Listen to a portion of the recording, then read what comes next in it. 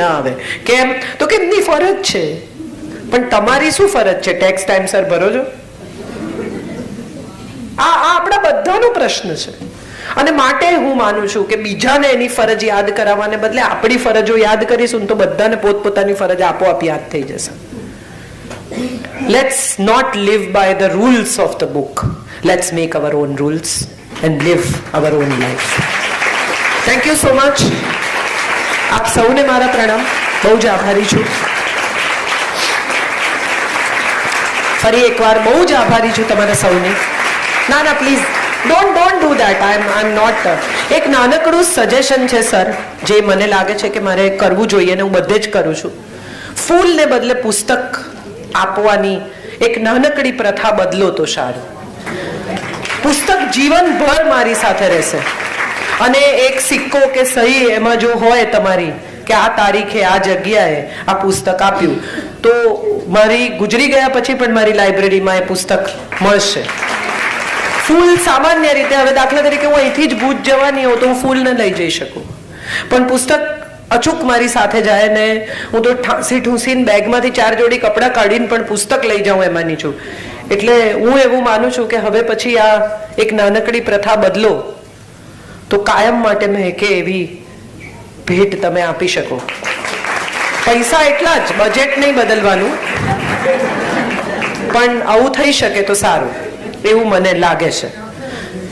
આપણે બધા ઔપચારિકતામાં બહુ બિલીવ કરીએ છીએ.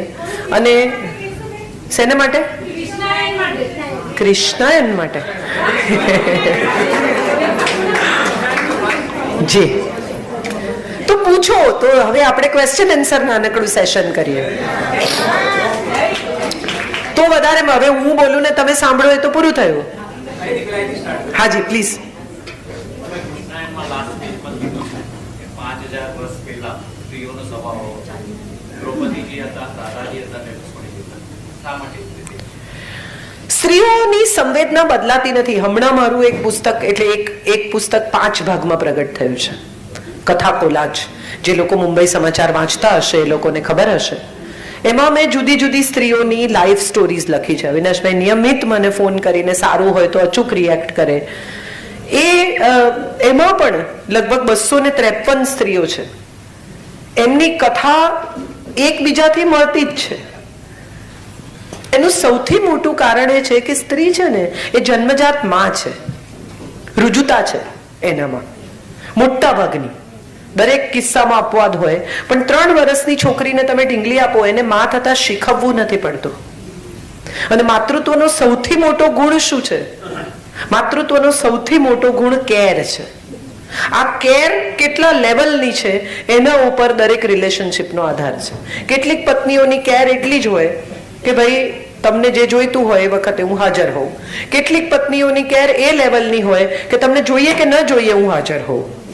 અને કેટલીક પત્નીઓની કેર એ હોય કે તમને ન જોઈતું હોય તો પણ મારે તમને એવું રિયલાઇઝ કરાવવું છે કે તમને જોઈએ છે અને હું હાજર રહીશ જ. આ 3 લેવલની કેર છે અને બધે જ છે આ સમસ્યા.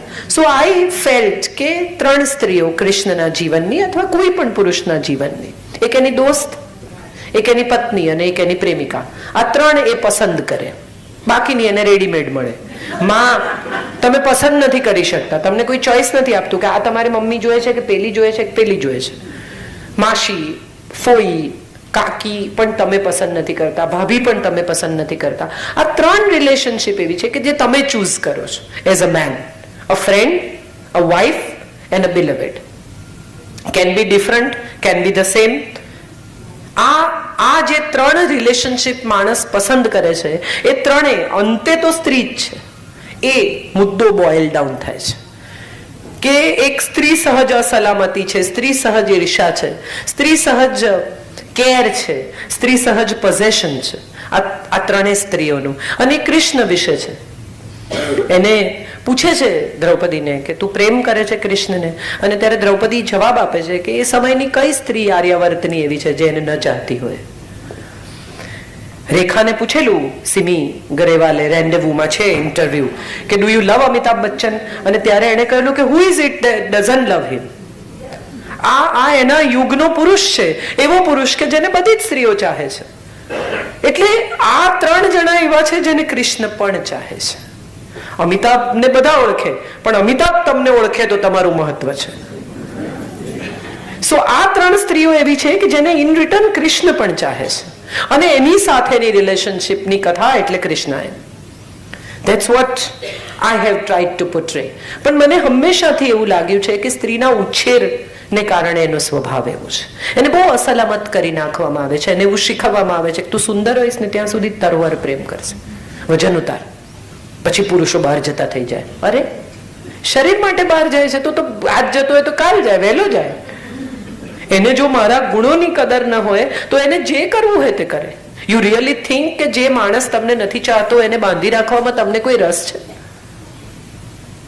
મારો એક બહુ જ અંગત મિત્ર છે, એક્ટર છે, એ હંમેશા કહે કે હું કોઈક સ્ત્રી સાથે સૂતો હોઉં અને મારી પત્ની વિશે વિચારવું એ અગત્યનું છે કે મારી પત્નીની બાજુમાં સૂતો હોઉં અને કોઈક સ્ત્રી વિશે વિચારવું એ અગત્યનું છે.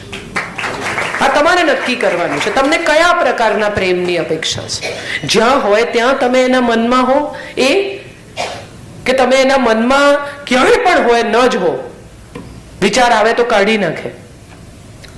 એક માણસ એક બારમાં બેઠો હતો અને દારૂ પીતો હતો. 1 પેગ 2 પેગ, દરેક પેગ પછી એક ફોટો કાઢે ને જુએ, પાછો મૂકે, પાછો પેગ મંગાવે. તો બારમેનને થયું કે આ શું, એટલે એને જઈને કહ્યું કે આ શું તમારે કોઈ ગોડ છે, તમે શું માફી માંગો છો? તો કે ના, અમારી વાઈફનો ફોટો છે, હું ખોલીને જોઉં છું, જ્યારે મને લાગશે કે બહુ જ સુંદર છે અને હું એને બહુ ચાહું છું ત્યારે હું ઘેર જતો રહીશ, કારણ કે પછી એનાથી વધારે દારૂ નહીં પીવાય. એટલે આ જોક આમ જુઓ તો બહુ આપણા બધાની જિંદગીઓ માટે સાચો છે. સ્ત્રી એટલી બધી માલિક થઈ જાય, એટલી બધી ક્લોઝ એન્કાઉન્ટરમાં આવી જાય કે તમને છટકવા સિવાયનો બીજો કોઈ વિચાર જ ના આવે. તમે આમ જુઓ તો તમને રેખાઓ ન દેખાય, તમારે આમ જ જોવી પડે. સો સ્પેસ ની જરૂરિયાત દરેકને છે, કૃષ્ણને પણ હશે જ એના સમયમાં. એ સ્પેસની કથા, એ દોસ્તીની કથા, એ પોઝેશનની કથા, એ ફરિયાદોની કથા, જે સ્ત્રીઓએ એને માણસની જેમ જોયો અને ઈશ્વરની જેમ ન જોયો એની કથા એટલે કૃષ્ણ. નો એક દરજી હતો, એણે સ્વામિનારાયણ ભગવાન માટે કોટ સીવ્યો. પછી રાજાએ કોટ જોયો અને એણે કહ્યું કે ભાઈ આવો સીવી આપ. ભલે, ચોક્કસ સીવી લાવ્યો. રાજાએ પહેર્યો. રાજાએ કહ્યું પેલા જેવો નથી, કઈ વાંધો નહીં, કે બીજો કરી આવો. બીજો કર્યો, ત્રીજો કર્યો, ચોથો કર્યો, 7મો કોટ આવ્યો. પછી રાજાએ કહ્યું કે પેલા જેવો નથી. એટલે છેલ્લે દરજીએ કહ્યું કે જુઓ, તમને કહી દઉં સાચું, એના જેવો તો નહીં થાય, કારણ કે એમાં તો હેતના ટેભા છે. એટલે ઘણા લોકો મને એવું કહે છે કે તમે કૃષ્ણાયન પછી એવું કંઈ નથી લખ્યું. વાત સાચી છે, કારણ કે એમાં હેતના ટેભા છે. આ કૃષ્ણાયન. પણ હું એવું માનું છું કે સ્ત્રીએ જો ખરેખર મોડર્ન થવું હોય ને તો સૌથી પહેલા ઇમોશનલી ઇન્ડિપેન્ડન્ટ થવું પડશે. ઇકોનોમિકલી થાય કે ન થાય એ પછીની વાત છે. ગેસનો બાટલો જાતે બદલતા શીખી જાઓ, પતિની મેડિક્લેમ પોલિસી ક્યાં મૂકી છે, કઈ છે, કેશલેસ છે કે નહીં, બેંકની સ્લીપ ભરતા શીખો, જીપીએસ જોતા શીખો, ટિકિટો બુક કરાવો. આટલું થાય ને તો હું માનું છું આ દેશની સ્ત્રી ધીરે ધીરે ઇન્ડિપેન્ડન્ટ થશે. કમાતી સ્ત્રી પણ ઇન્કમ ટેક્સ રિટર્ન એને કોઈ પૂછે કે કેટલો ભરે છે તું રિટર્ન, કે તો પૂછીને કહું, સહી કરે પણ ખબર નથી. સો આઈ ફીલ કે independence is not about using or earning money. It is more about taking your own decisions and facing the consequences of it.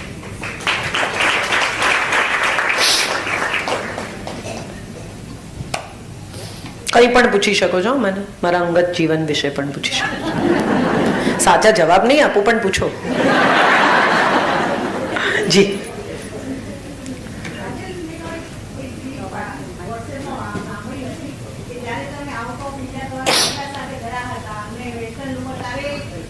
Western look નહીં, સ્વિમસૂટ. તમે સૌજન્ય શા માટે બતાવો છો? એટલે એમાં એવું થયેલું કે અમે ઈસ્ટ આફ્રિકા હતા અને એક બહુ જ સરસ પ્રોપર્ટી છે માધવાણીઝની, એબરડેર કરીને. ત્યાં અમે હતા અને બહુ બ્યુટીફુલ સ્વિમિંગ પુલ ને ત્યાં બીજું કોઈ હતું નહીં, હું, મારો દીકરો, મારા કાકા ને મારા કાકી, એ સિવાય કોઈ આખા પુલ પર. It was like a private pool. So I wore swimsuit. Then my son clicked a few pictures અને મેં એને અપલોડ કર્યા. એટલી સુંદર જગ્યા, વાતાવરણ એટલું સરસ, મજા એટલી બધી, એટલે મેં એને અપલોડ કર્યા. એટલી મજાના પિક્ચર મારા દીકરા સાથેના, આમ મસ્તી કરતા ને એવા. એટલે ગુજરાતી સાહિત્ય અચમચી ગયું અને બધાએ મને મેસેજ લખ્યા કે આવા, એમ કે ગુજરાતી સાહિત્ય લેખક આવા ફોટા અપલોડ કરે ને આ શું છે ને ફલાણું. એટલે મેં એક નાની પોસ્ટ એમાં જવાબમાં લખી, આટલા બધા 400-500 લોકોના જે હૃદય દુભાયા એના જવાબમાં, કે પહેલી વાત અગત્યની એ છે કે તમને એક દીકરા સાથે મજા કરતી માં ન દેખાય, તમને સ્વિમસૂટ દેખાય. એક જરમાઈ હતા, એ જરમાઈએ કમ્પ્લેન કરી પોલીસ સ્ટેશનમાં જઈને કે સામે પેલો જે જોની રહે છે ને એના ઘરમાં નાગો ફરે છે. એટલે પોલીસે કહ્યું કે તમને દેખાય છે તમારા ઘરમાંથી? તો કે હા, હું ખુરશી ઉપર ટેબલ મૂકીને વેન્ટિલેટરમાંથી જોઉં તો ચોખ્ખું દેખાય છે. એટલે આ બધા ખુરશી પર ટેબલ મૂકીને વેન્ટિલેટરમાંથી સ્વિમસૂટ જુએ છે. એ પહેલી વાત છે. બીજી મહત્વની વાત જે મેં લખી, મેં એવું કહ્યું કે ગુજરાતી સ્ત્રી 50 વર્ષે સ્વિમસૂટ પહેરી શકે એવું એનું શરીર છે સાહેબ, વખાણ કરતા શીખો. આ બીજી મહત્વની વાત. અને ત્રીજી સૌથી મહત્વની વાત કે સ્વિમિંગ પુલ પર હું સ્વિમસૂટ ન પહેરું તો શું સાડી પહેરું એવી ગુજરાતી સાહિત્યની અપેક્ષા છે? અને એથી આ બધાની બહાર નીકળીને વિચારો તો આપણને સમજાય કે આપણે બધા એવા છીએ કે શોર્ટ્સ પહેરેલી સ્ત્રી સંસ્કૃત બોલે ને આપણને મંજૂર નથી, સાડી પહેરેલી શરાબ પીએ તો ચાલે. પહેરે સાડી સર, પછી ભલે કોકના ખભે પડે ને એનો પાલવ પડી એનો વાંધો નહીં, એનો કોઈ વાંધો, પણ સાડી પહેરે છે. એટલે આ આપણા દંભના સંસ્કારો છે જેમાંથી પણ હું માનું છું આપણે મુક્ત થવાનું છે. સંસ્કાર હું એવું માનું છું કે એ છે કે શોર્ટ્સ પહેરતી પુત્રવધુ સસરાને બેડ પેન આપી શકે પ્રેમથી, બાપની જેમ. પછી એ શું પહેરે છે ને એ જોવાનું છોડી દો. આપણે બધા, મેં કહ્યું ને, આ બધા બાહ્ય દેખાવ ઉપરથી માણસોના જજમેન્ટ લેતા થઈ ગયા છે. જે મેં લખેલું એટલે પોસ્ટ પછીથી બહુ લોકોએ મારા સપોર્ટમાં આવીને, પણ પહેલા તો બધાને થયું અરે રે ગુજરાતી લિટરેચર આખું સ્વિમસૂટ પહેરીને બજારમાં નીકળી પડ્યું છે, આવું હોય? ઠીક છે, મેં બધું ઘણું બદલવાનો પ્રયત્ન કર્યો છે, એમાં એક વધારાનું છે. જી, આપનો પ્રોગ્રામ તમે બહુ માણ્યો, પણ તમને સાંભળીને આ બા જે આનંદ માણતા હતા ને એ બી મેં બહુ સરસ રીતે માણી. તમારા પાણીપુરીની વાતો, એ જે ખીલખીલાઈને હસ્યા, એ તો મને બહુ જ ગમ્યું. મારો પ્રશ્ન એક, મારા લગ્નને 17 વર્ષ થઈ ગયા. જ્યારે મારું પ્રપોઝલ આવ્યું હતું, મારા સાસુની સાથે હું આજે આવી છું. એમને એમ કહેવામાં આવ્યું છોકરી ગુણી છે પણ બાઇક પર ફરે અને છોકરાઓ એના ઘણા મિત્ર છે. એટલે મારે એમ કહેવાનો મતલબ છે કે એક છોકરીના ઘણા બધા મિત્રો હોવા એ આપણા સમાજે હજુ એટલું એક્સેપ્ટ નથી કરતું. હવે પછી જે કોકટેલ જિંદગીનો અંક આવે ને એમાં મેં આ જ લખ્યું છે કે મારે છોકરીઓ બેનપણીઓ છે જ નહીં, મારે છોકરાઓ જ છે ભાઈબંધ. અને હું એવું માનું છું, એક બહુ સરસ વોટ્સએપ આવેલો કે એક પુરુષ આખી રાત ઘેર ના આવે ને તો એની પત્ની 10 એના મેલ મિત્રોને ફોન કરે તો 10 એમ કે હા મારી જોડે જ હતો. અને એક છોકરી આખી રાત ઘેર ના આવે અને એનો પતિ 10 બેનપણીઓને ફોન કરે ને તો એ 10 એમ કે ના ભાઈ મારી જોડે નહોતો, મારી જોડે નહોતી. I feel males are better friends. They stand by. સારા ખરાબ સમયમાં તમે ખોટા પડો ને એકવાર, સાહેબ કર્ણ છે ને એ મિત્રતાનો દાખલો તો અદ્ભુત જ છે. ખોટું તો ખોટું, હું તારી જોડે છું. અંદર ખાને એને કે તું ખોટી દિશામાં છે, સમજ, આ ન કરાય, પણ જાહેરમાં નહીં લડવાનું. આ હું માનું છું એક ઇન્ટિગ્રિટી છે જે સ્ત્રીઓએ શીખવાની છે. અને આઈ એમ વેરી હેપી કે તમારે પુરુષ મિત્રો છે, રાખજો, કામ આવશે. જી, મને એવું લાગ્યું છે કે રાઘવ વખાણ કર્યા છે? હું દ્રૌપદીથી ઇમ્પ્રેસ છું એમ? હા, તે છું જ. હું બહુ જ ઇમ્પ્રેસ છું, અને મને જો આ ત્રણમાંથી જ એક પાત્ર પસંદ કરવાનું કે તો હું દ્રૌપદીનું જ પાત્ર પસંદ કરું. સાહેબ, એક સાથે 5 પુરુષોને એક સરખી ઈમાનદારીથી પ્રેમ કરવો અને સાચવવા એક વર નથી સચવાતો. કેટલી બધી પત્નીઓ કે હું ઘેર નહીં જાઉં ને ત્યાં સુધી પીરસીને જમશે જ નહીં, હું તો કંટાળી ગઈ છું. એક દિવસ તમે ઘેર જાઓ ને જાતે પીરસીને જમી લીધું એને ખાવાનું કાઢીને ફ્રીજમાં મૂકી દીધું એને ટેબલ સાફ, હા તમે જમી લીધું તો શું જોઈએ છે? જમે જોઈએ છે કે ન જમે જોઈએ છે? ચોઈસ કરો. I believe very strongly that friendship is an everlasting relationship between any two people.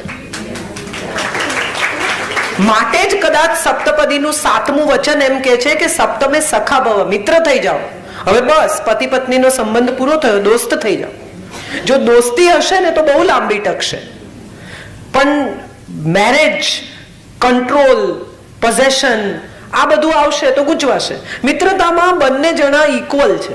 અને આપણે એક બહુ મોટી વાત જે મિસ કરી ગયા છીએ એ છે મહાભારતની. એમાં બહુ સરસ એક શ્લોક છે કે સ્ત્રી અને પુરુષ ભિન્ન છે, અસમાન નથી. આપણે એને અસમાન કરી નાખ્યા છે. They are different but equal. આ ઇક્વાલિટીનો સૌથી મોટો દાખલો શું? તમે બધા નાના હતા ત્યારે વાર્તા સાંભળતા, એક હતી ચકી ને એક હતો ચકો. ચકી લાવી, ચકો લાવ્યો, એનો અર્થ એમ થયો કે બંને ઇક્વલ કોન્ટ્રીબ્યુશન ખીચડીમાં કરતા હતા. એમ નથી કહ્યું કે ચકો ગયો ચોખ્ખો લાવ્યો, ચકો ગયો મગ લાવ્યો, ચકી બેસીને એકતા કપૂર જોતી હતી. આવું નથી કહ્યું. That means two people contributing equal in anything and everything. Not just economy of the house, but in every decision of the house, every problem of the home, or everything. તમે જે કંઈ બની રહ્યું છે એમાં ઇક્વલ કોન્ટ્રીબ્યુશન છે જ તમારું. સો એ ઇક્વલ કોન્ટ્રીબ્યુશનને રિસ્પેક્ટ થવું જોઈએ. અને હું એવું માનું છું કે દ્રૌપદી એ કૃષ્ણની ઇક્વિવેલન્ટ છે, એના પર ડિપેન્ડન્ટ નથી. એક જલતત્વ છે. તમે જો એને એનાલાઇઝ કરીને વિચારો તો તમને સમજાય કે ઘનશ્યામ કહેવાય છે, ભૂરો રંગ છે, જલતત્વ છે, અને બીજી અગ્નિ તત્વ છે, આગમાંથી જન્મી છે.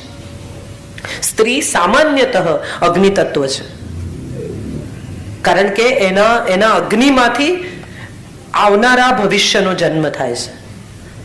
આગ તમે એકમાંથી બીજી, બીજામાંથી ત્રીજી કરી શકો. પાણી એકમાંથી બીજું, બીજામાંથી ત્રીજું ન થાય. એક દીવામાંથી બીજો, બીજામાંથી ત્રીજો થાય. આ જે ગરબો છે એ ગર્ભનું પ્રતીક છે, અને એની અંદરનો દીવો છે જીવનું પ્રતીક છે. 9 દિવસ રાખવામાં આવે, એ 9 મહિના છે. આ તો પછી ક્યારેક એ વિશે આપણે દુર્ગા ભાગવત વિશે જ્યારે વાત કરીશું.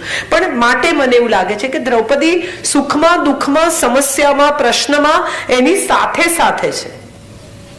હે ગોવિંદ, હે ગોપાલ કહીને હાથ ઊંચા કરવા સભાની વચ્ચે એ સ્ત્રી તત્વ નથી, એ પુરુષ તત્વ છે.